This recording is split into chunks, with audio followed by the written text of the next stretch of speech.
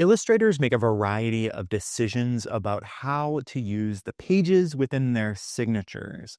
It allows them to make books that feel like movies, utilizing a variety of spreads, or really intimate moments using a series of vignettes. So, if you've ever thought about why certain picture books feel so cinematic or others feel so intimate, that's what we're going to dig into today. We're going to think about how layouts impact the ways that we make sense of picture books.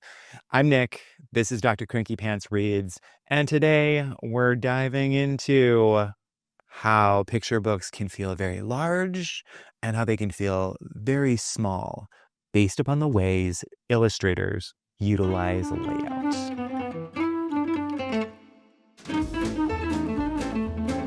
So let's kick things off with a layout move that makes picture books feel epic: the spread. The spread is what you see when you open a picture book flat, 2 pages side by side. It's not just illustration times 2.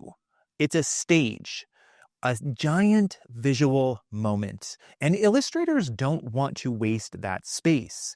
They use it to build tension, deliver contrast, guide the reader's eye, and set the entire emotional tone for the scene.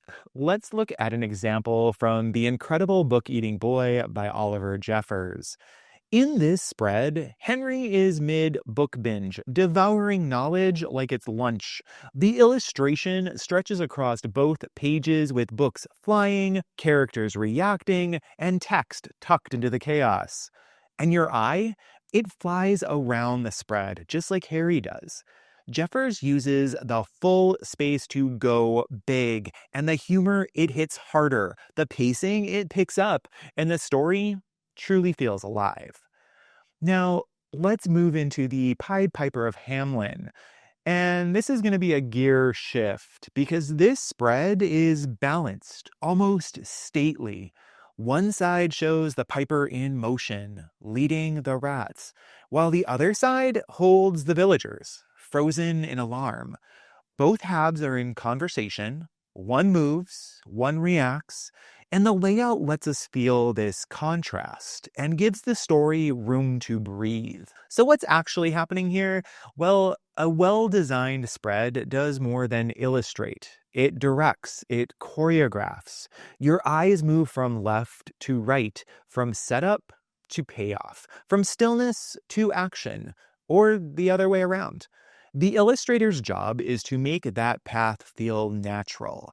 And when it works, you don't just see the story, you feel its rhythm. Now let's talk about boxes. You've seen them, little framed scenes inside the bigger scene.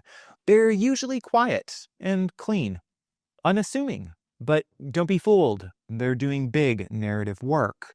Boxes isolate, they zoom in, they say, pause here. Let's take an example from The Uncorker of Ocean Bottles, illustrated by Aaron E. Steed. This page gives us a soft, circular box, a moment captured inside of a larger blank space. The illustration feels gentle and contained, like we're peeking into a memory or a single thought. Everything else fades away so this one beat can shine. No distractions, no noise, just this moment. Boxes don't just organize the page. They guide emotion. They slow things down. One box equals stillness. A few boxes in sequence, that's pacing. That's movement. That's rhythm. Boxes shape how we feel the story unfolding. And when a box moment shows up later, this time inside a full spread, it tells us the intimacy has expanded. The small moment now belongs to the larger world of the story. So if boxes whisper, full bleeds shout. A full bleed is when the illustration goes all the way to the edge. No borders, no white space, no containment. It feels immersive, like you could fall right into the page. So let's come back to The Uncorker of Ocean Bottles. Here, we're seeing an example of a full bleed, showing the uncorker walking past a window as someone listens to music inside.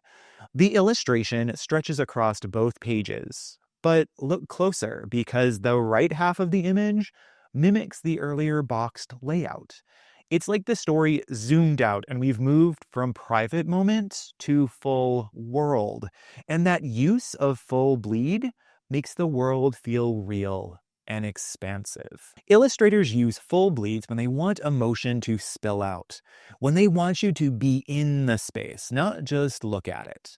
It's big, it's dramatic, it changes the pace and changes how the reader experiences the moment. But what if a story needs to slow down even more? What if we want just a beat of something, a flicker of thought? That's where vignettes come in. A vignette is a small, often borderless illustration, just one character, one moment, floating in space. They're often used to convey passing time, scattered thoughts, or even quiet humor. Let's look at an example from The Boring Book by Shinsuke Yoshitake. In this spread, two vignette-style images are floating against a blank background. One shows a hand circling the word boring, while the other shows the character sitting in a sea of books. There's no frame, there's no setting, just thoughts, ideas, and questions. Vignettes don't yell for attention. They're more like a glance, and that's their power. They feel casual, offhand, reflective, which makes them the perfect pacing tool when a story needs to shift tone or energy. Now let's talk about the literal line down the middle of every spread, the gutter. Now remember that a picture book, a hardcover picture book, is made up of a collection of signatures, and the gutter is where the pages in those signatures meet. Usually it's just a seam because remember, they're sewn in. But in the hands of a great illustrator, that gutter, it becomes a boundary, a beat, a moment of tension. Susie Lee uses the gutter amazingly in the book Wave. In this early spread, the girl is on one side while the wave is on the other. The gutter splits them. It's literally a physical divide and also a symbolic one. She hasn't crossed into the unknown yet. But later in the book, we see her reach across that gutter. The line is still there, but it's no longer a wall. It's a moment of connection, and the girl and the wave finally share the same space. That one crossing means everything. The gutter can separate ideas, hide surprises, frame tension. And once you start noticing how it's used, you'll begin to appreciate the complexities of picture books. So now you've seen how illustrators use layout not just to decorate the page, but to teach the story. Spreads carry big emotion and guide the eye. Boxes slow things down and frame small moments, while full bleeds pull the reader into the scene. Vignettes give some rhythm and reflection, and the gutter, sometimes it's the most important part of all. This isn't just art, it's storytelling through design. And your job, whether a reader, a teacher, or someone who just loves picture books, is to notice what the layout is doing. Because once you do, you'll start seeing whole new stories hidden inside the stories that you might have thought were familiar. Next up, we're heading into the text, how words and pictures work together on the page. I'll see you there.